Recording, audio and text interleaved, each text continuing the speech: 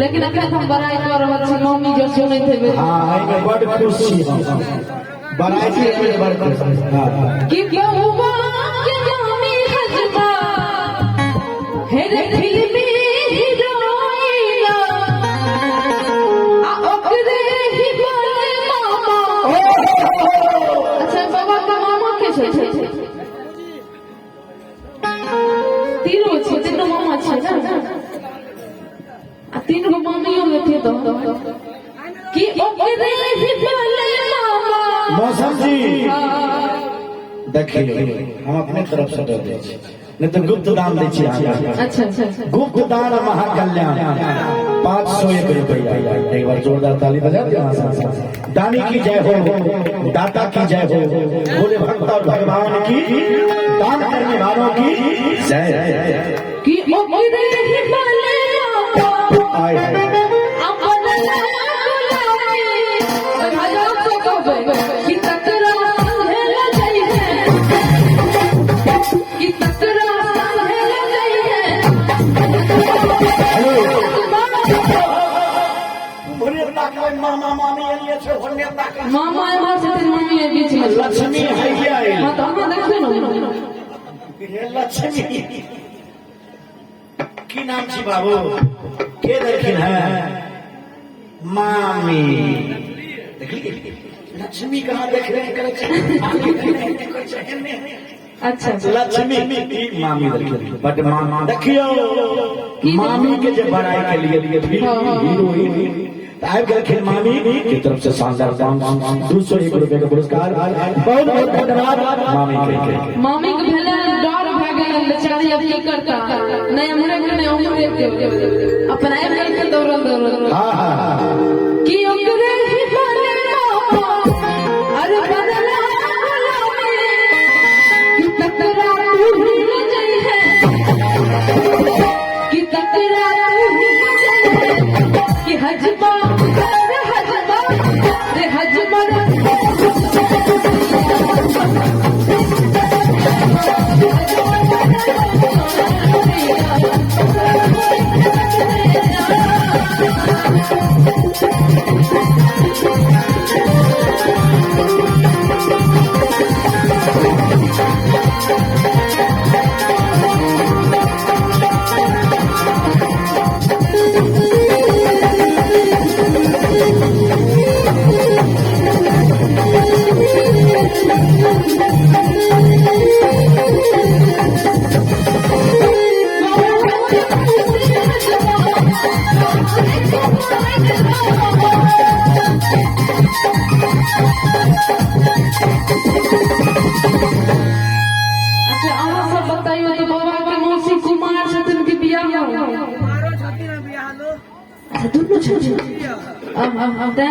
खुश एकदम खुशी से बता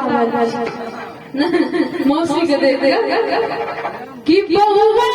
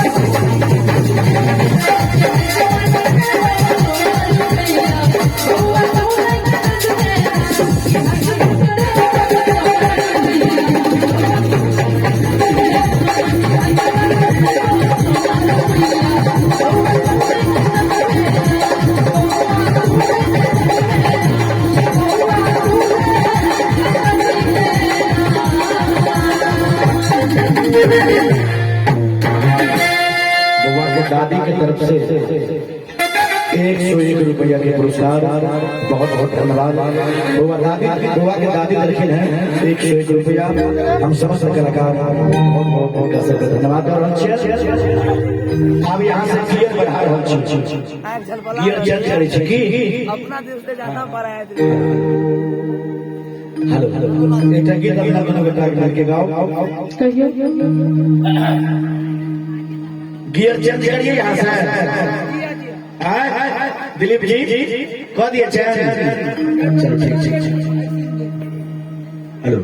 बोले सच्चे दरबार की जय जय। लेकिन दोनों गोटा मिल के क्या गीत गाओ गाओ की कहियो ई छथिन बउआ के मौसी। जय जय।